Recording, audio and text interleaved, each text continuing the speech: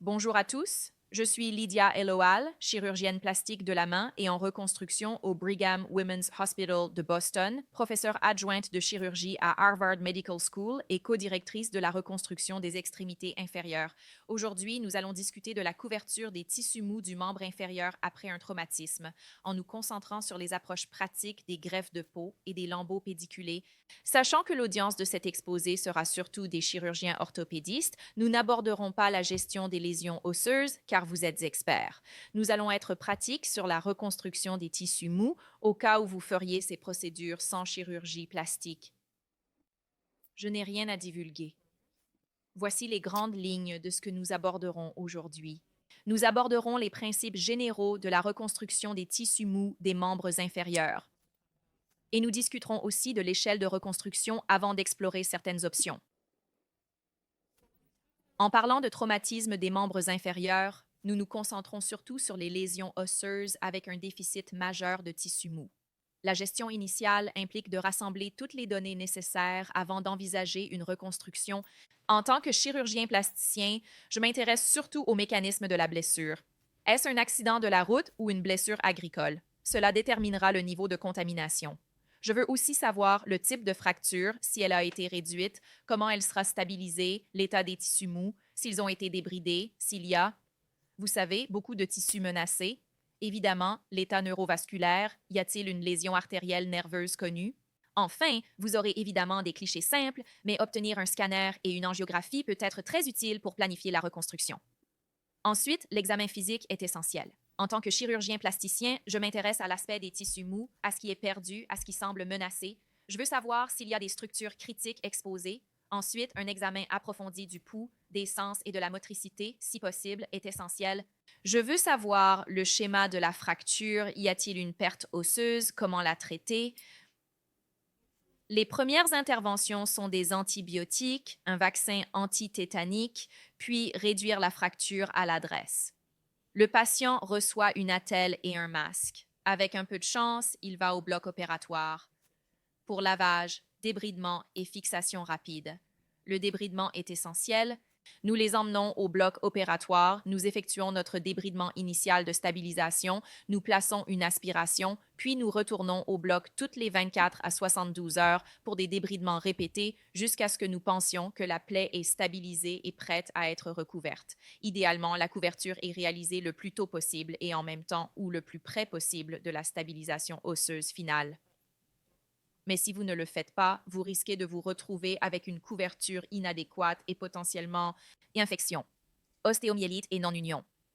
Scott Levin a écrit dans l'article mentionné ici que lorsque le débridement est complètement terminé, la plaie devrait idéalement ressembler au site d'une extirpation tumorale opératoire. Je pense que c'est vraiment très important. Il est évident qu'il ne faut pas être excessivement agressif et débrider des tissus qui survivraient en fin de compte. Mais encore une fois, si le débridement n'est pas suffisamment adéquat, votre reconstruction sera vouée à l'échec. En chirurgie plastique, nous discutons de l'échelle reconstructive, qui s'est récemment transformée en ascenseur reconstructif. L'idée est que lorsque vous traitez une plaie, l'échelle reconstructive va du plus simple au plus complexe. Avec l'ascenseur, vous optez pour ce qui vous semble le plus approprié en fonction de la plaie que vous traitez. Et vous ne choisissez pas seulement le plus simple, mais vous évaluez toutes les options possibles dans chaque cas. Aujourd'hui, nous allons nous concentrer sur les options de greffe de peau et sur le transfert de tissu local. Nous n'aborderons pas les lambeaux libres, bien que de nombreuses blessures complexes que vous allez voir aujourd'hui auraient pu être traitées de cette manière. Toutefois, elles ont été traitées avec des options locales, mais elles auraient pu l'être avec un transfert de tissu libre. Je vais donc commencer par parler de la greffe de peau. Nous allons d'abord discuter de l'épaisseur totale et de la greffe. Comme vous pouvez le voir, j'utilise une greffe de peau de pleine épaisseur pour le visage car je n'ai jamais utilisé de greffe de peau de pleine épaisseur pour le membre inférieur. En général, nous choisissons une greffe de peau d'épaisseur partielle. Cependant, si pour une raison quelconque, vous devez réaliser une greffe de peau d'épaisseur totale, vous les prélevez dans les plis où vous pouvez les fermer. On prélève avant tout toute l'épaisseur de la peau. Ensuite, il est crucial de dégraisser soigneusement la greffe de peau avec des ciseaux. Il est essentiel qu'il reste très peu de graisse, cela augmentera votre taux de prise. Le lit de la plaie doit être propre, bien vascularisé et sans infection. Comme illustré ici à droite, nous utilisons une mitre de fixation applicable aussi pour les membres inférieurs. Une greffe d'épaisseur partielle n'utilise qu'une partie de la peau, laissant le derme intact. C'est ce que nous faisons très souvent. Pour le membre inférieur dans notre centre, nous utilisons le dermatome Zimmer à gauche, les plaques à droite avec déjà une plaque dessus. Déterminez la largeur de la greffe et sa taille. Vous choisissez la quantité de peau nécessaire. La cuisse antérolatérale est le site donneur le plus fréquent. Le dermatome Zimmer permet de choisir la profondeur ou l'épaisseur de votre greffe de peau. Le cadran noir en bas à droite vous aide à décider. En général, on choisit entre 12 et 14 millièmes de pouce, mais vous pouvez opter pour plus fin ou plus épais selon la peau du patient au site donneur et la plaie à reconstruire. Une épaisseur de 12 à 14 millièmes est souvent un bon départ. On met généralement une gaze de vaseline suturée sur le site donneur. Et cela suffit. Nous couvrons tout d'un tégraderme et d'un telfa, puis après 2 jours, nous le retirons et le laissons sécher pour qu'il finisse par tomber en formant une croûte. Lors de la prise de la greffe de peau, nous utilisons toujours une solution d'épinéphrine, qu'elle soit locale ou non. Le site donneur peut être extrêmement sanglant, c'est pourquoi il est crucial de le faire. Pour mailler nos greffes de peau, le plus souvent, cela permet de drainer les fluides qui s'accumuleraient autrement sous le greffon. Elles permettent de prélever un échantillon plus petit à répartir sur une plaie.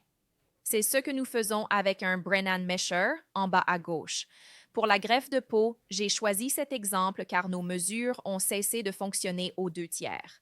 Les 2/3 distaux sont maillés avec un Brennan Mesher et le tiers proximal avec des incisions de stabilisation faites avec une lame de 15 cm. Mais on voit que la cicatrisation s'est bien faite à l'adresse. Sur la greffe de peau, il faut un support pour éviter l'accumulation de liquide et le cisaillement. Nous utilisons souvent un aspirateur de mucosité, un pansement sous vide, mais un traversin à nouer fonctionne aussi. Les aspirateurs sont plus pratiques sur les surfaces concaves. Les greffes de peau d'épaisseur variable se cisaillent mieux sur de grandes surfaces plates. Les greffes de peau épaisses proviennent souvent des plis, mais on en obtient moins. Le bas de l'abdomen est idéal pour les greffons. Quoi qu'il en soit, lors d'une greffe de peau épaisse, il faut bien la dégraisser. Passons à la reconstruction par lambeaux des tissus mous des membres inférieurs. Cet article de PRS Go, publié en 2020, résume bien les options. Dans la colonne de droite, on parle du lambeau préféré, mais je pense que les lambeaux traditionnels restent essentiels pour la plupart des chirurgiens. Réaliser des lambeaux d'hélice et libres aux extrémités inférieures demande plus de ressources et d'expérience. Si vous n'avez pas l'aide de la chirurgie plastique, savoir faire un gastrocnémien pour le genou et le tiers proximal, un lambeau de soléaire du tibia moyen, un lambeau sural inversé ou autre est crucial. Le lambeau d'hélice peut surmonter la plupart des défauts de reconstruction des tissus mous si inférieurs à une certaine taille. Si votre centre dispose de collègues et de la capacité pour des lambeaux de bascule, ceux-ci sont d'excellentes options pour certaines plaies que nous aborderons aujourd'hui. Ou plutôt pour certaines d'entre elles. Prenons quelques exemples. Voici un homme de 42 ans avec une fracture complexe du fémur distal et du tibia proximal après un accident de moto. Vous voyez plusieurs types de matériel à l'intérieur. Notez qu'il n'a pas eu de débridement correct sur le site. Sans intervention, il risque fortement d'exposition au matériel et infection. Nous l'avons emmené en salle d'opération pour un débridement agressif. Et la plaie résultante est montrée ici. Tiers proximal de la jambe inférieure avec fracture osseuse exposée et matérielle. Cette zone est parfaite pour un lambeau de muscle gastrocnémien. C'est la plus grande surface qu'un gastroc peut couvrir et parfois un lambeau libre aurait été utilisé. Mais cet homme était jeune, en bonne santé, avec des mollets musclés et le muscle gastrocnémien couvrait toutes les structures critiques exposées. Le lambeau de muscle gastrocnémien médian est prélevé par une incision médiane, comme montré ici. Vous allez lever un plan superficiel du muscle entre le muscle, la peau et le fascia en coupant ou en cautérisant les perforantes. Vous ferez de même entre le gastroc et le soléaire. Le tendon plantaire peut vous aider à identifier ce plan, ce qui est particulièrement important si la plaie est traumatisée. Il est possible de se perdre. Une fois que vous avez disséqué les 2 plans, vous allez identifier le raphé entre la gastroc médiale et la gastroc latérale, les muscles. Ensuite, séparez le gastroc médial de l'insertion à l'Achille et commencez à l'élever en le dissociant soigneusement du muscle gastrocnémien latéral le long du raphé. Faites-le aussi près que possible pour permettre la rotation du muscle dans la plaie et coupez les perforatrices en cours de route. L'apport sanguin principal à ce lambeau vient de l'artère cérale médiane. Vous pouvez la tunneliser. Mais dans ce cas, il est évident que notre plaie et notre site donneur sont reliés, donc nous pouvons simplement le faire pivoter, ce que vous ne pouvez pas apprécier. Sauf un peu sur la photo à gauche, c'est que nous avons marqué le fascia, ce qui permet aux muscles d'aller plus loin et de s'étendre plus largement. Je fais cela avec une lame de 15 en passant à travers le fascia, mais pas dans le muscle, parce que le pédicule passe de ce côté, surtout sur la surface profonde du muscle. Donc, si vous allez trop profondément, vous risquez de blesser le pédicule, surtout dans la partie proximale. C'est une petite plaie, mais selon votre incision, vous pouvez la placer à plusieurs endroits, mais honnêtement, je préfère la faire ici. Environ 2 doigts derrière le tibia, côté médial. Je la courbe vers la plaie. Je ne la fais pas toujours aussi longue, mais j'aime la courber pour relier ou éviter le tunnel, car le tunnel est très serré, rendant la dissection proximale un peu plus complexe, mais c'est ma méthode préférée. Il y a de superbes illustrations de Netter et du manuel de chirurgie plastique du Dr Nelligan. Je pense que l'anatomie du lambeau gastrique médian est simple, nous avons discuté de repères utiles comme le tendon plantaire, et le nerf sural est situé au niveau du rapha. Ces 2 éléments peuvent vous aider dans la dissection. C'est crucial pour un membre traumatisé où les plans sont difficiles à identifier au début. Les muscles gastrocnémiens médiaux reçoivent du sang de l'artère sérielle médiale. Les perforantes proximales se clipsent, permettant de soulever le muscle très proximalement pour une rotation jusqu'au genou. Revenons à notre patient initial. Les lambeaux musculaires peuvent être greffés en dessous. Nous avons mis un aspirateur de mucosité, mais un pansement de vaseline suffit. Le voici des mois plus tard, guéri. Voici un autre cas de lambeau de gastrocnémien après un traumatisme. Ce patient avait une fracture tibiale complexe due à un accident de moto et une perte osseuse importante. Vous voyez l'espaceur antibiotique sur le film et à la base de la plaie à droite. L'incision de prélèvement prévue se situe ici sur le mollet médial. À gauche, vous pouvez observer le muscle gastrocnémien. Les plans supérieurs ainsi que les plans profonds ont été disséqués. La flèche indique la norme plantaire, ce qui peut vous aider à vous assurer que vous êtes bien dans le bon plan. Il n'a pas été divisé distalement. Sur le côté droit, nous avons effectué une division à partir du tendon d'Achille, puis nous avons réalisé le REF-A et avons marqué le fascia avec une lame de 15 cm de long. Nous allons le tunneliser dans la plaie. Il recouvre la plaie et est couvert d'une greffe de peau. Assurez-vous d'une hémostase soigneuse car de nombreux perforateurs traversent le muscle gastroc médian. C'est un grand site donneur, donc placez des drains sur les sites du donneur et du receveur si possible. Voici le patient complètement guéri à droite. Nous l'avons ramené quelques semaines ou mois plus tard pour l'élévation du lambeau, le retrait de l'écarteur et la greffe osseuse, tant que vous savez d'où vient le lambeau. Si c'est un lambeau médial, commencez par un lambeau latéral et élevez-le. Le lambeau peut être facilement soulevé et refermé. Ici, je montre un lambeau de gastrocnémien latéral. Ce type de lambeau est moins utilisé car la tête et le ventre du muscle sont plus petits et il faut se préoccuper de l'aspect commun du lambeau de gastrocnémien latéral. Le nerf péronnier. Si la blessure est petite et plus sur le côté, le muscle gastroc latéral peut être utilisé. Nous avons marqué le fascia. Ici, à gauche et à droite, il montre qu'il est en place. Attention au nerf périnéal commun. Il limite la dissection proximale du lambeau. Ce n'est pas idéal pour les plaies au genou, mais plutôt pour celles un peu plus bas sur le tibia. Elle est ensuite recouverte d'une greffe de peau et le site donneur est visible sur la partie latérale de la cuisse. La patiente est guérie après plusieurs semaines. Nous allons maintenant examiner le lambeau de muscle solaire, souvent prélevé en hémisole. Il est principalement utilisé pour les défauts du milieu du tibia.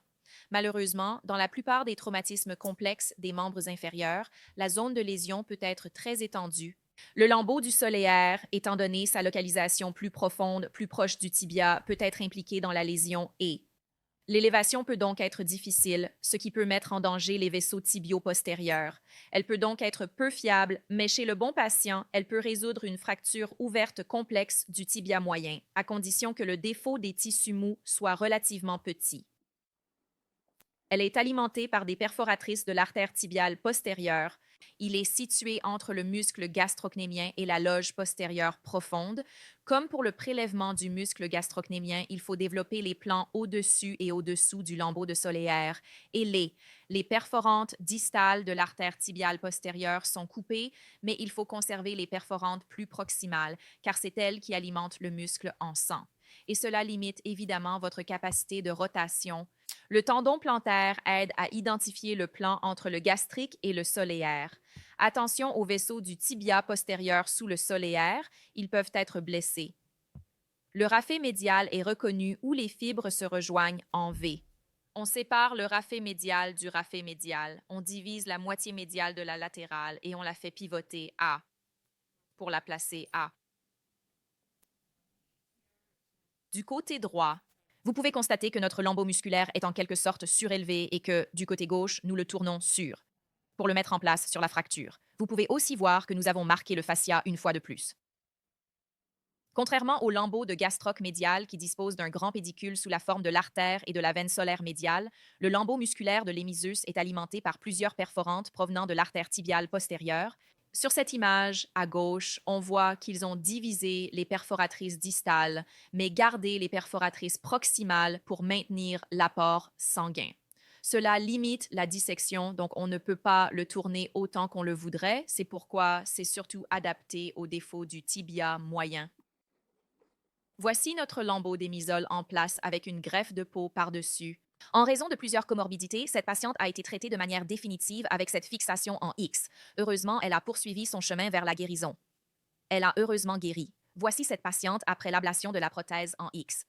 Dans certaines situations, on peut combiner un gastroc et un hémisoleus. Initialement, ce patient, ici à gauche, avait une fixation en X en place, puis le matériel a été remplacé par une fixation interne. Cependant, il présentait un défaut manifeste et n'était pas candidat à un lambeau libre, ce qui, à mon avis, est le cas de nombreuses personnes. Je l'aurais fait dans cette situation. Il a reçu un hémisoleus gastroc médial combiné. On voit notre hémisoleus plus distalement et le gastroc médial avec son fascia incisé ici, tous deux en place avec une greffe de peau par-dessus. C'est assez morbide pour la jambe, d'où le choix d'un transfert de tissu libre pour beaucoup. Mais ce n'était pas possible pour ce patient. Et le voici, complètement guéri avec union osseuse. Les plaies situées au tiers distal de la cheville et du pied peuvent être assez complexes à traiter, surtout lorsque le transfert de tissu libre n'est pas envisageable. Le lambeau sural inversé a été proposé pour traiter ces plaies et a été utilisé avec succès dans de nombreuses situations. Dans ma pratique, mon choix initial pour ces plaies est généralement le transfert libre de tissu. Notamment, cependant, chez certains patients qui ne peuvent pas bénéficier d'une reconstruction microchirurgicale pour diverses raisons, j'ai opté pour des lambeaux inversés. Voici un exemple d'un patient de ce type. Il a une plaie latérale avec os et tendons exposés. Ce patient n'est pas un candidat approprié pour un lambeau libre. Nous avons fait passer le pédicule de l'artère surale par ici, puis nous l'avons divisé de manière distale, ce qui est illustré dans l'image à droite. Dans ce cas particulier, je procède à un retardement. J'aime retarder ce lambeau autant que possible car je pense que cela augmente sa fiabilité. Cela est particulièrement important car je le fais souvent chez un patient qui présente de nombreuses comorbidités. Les patients sont âgés, diabétiques, avec une maladie vasculaire périphérique. Quelle que soit la raison de leur gifle, c'est souvent car ils ne peuvent pas avoir de transfert de tissu libre.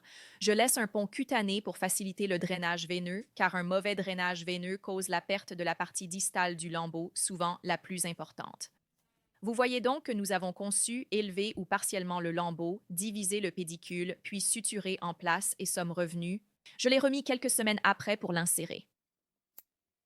Le bon côté, nous avons greffé la peau du site donneur. L'avantage, vous obtenez une couverture fiable. L'inconvénient, c'est cette grande oreille de chien, qui peut être très proéminente et gênante. Cela limite le choix de chaussures. Mais vous pouvez revenir après la guérison, quelques mois plus tard, pour diviser ce pont de peau et retirer cette oreille de chien.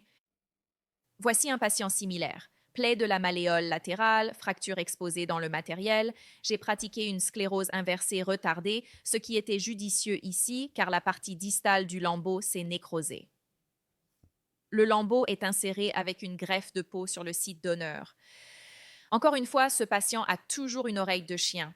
Il est plus mince, donc elle est moins proéminente. Et il est guéri, sans revenir pour une révision. Que vous pourriez refaire. Dans ma pratique, je ferai un transfert de tissu libre pour beaucoup de ces plaies chez des patients en meilleure santé, mais pour une raison, ces patients n'étaient pas candidats. Ils ont reçu un sérum inversé et un sérum retardé avec un pont en écaille. Je pense que si vous faites cela avec des patients en bonne santé et une zone de blessure limitée, le délai et le pont en écaille ne seraient pas nécessaires. Les lambeaux d'hélice sont une option pour les patients dont les plaies distales ne peuvent pas recevoir un transfert de tissu libre.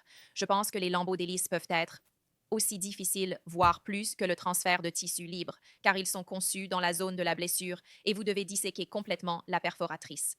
Ce qui est aussi complexe que de prélever un lambeau libre. En lisant des articles, on voit souvent plus de dessins que de photos cliniques, ce qui, selon moi, souligne l'importance de l'intervention. C'est dû à leur manque d'utilisation, mais c'est une patiente de 87 ans avec une fracture grave. Elle était démente avec plusieurs comorbidités. Nous voulions vraiment sauver son membre car une amputation aurait causé une perte d'indépendance. La chirurgie orthopédique traumatologique a donc internalisé le matériel.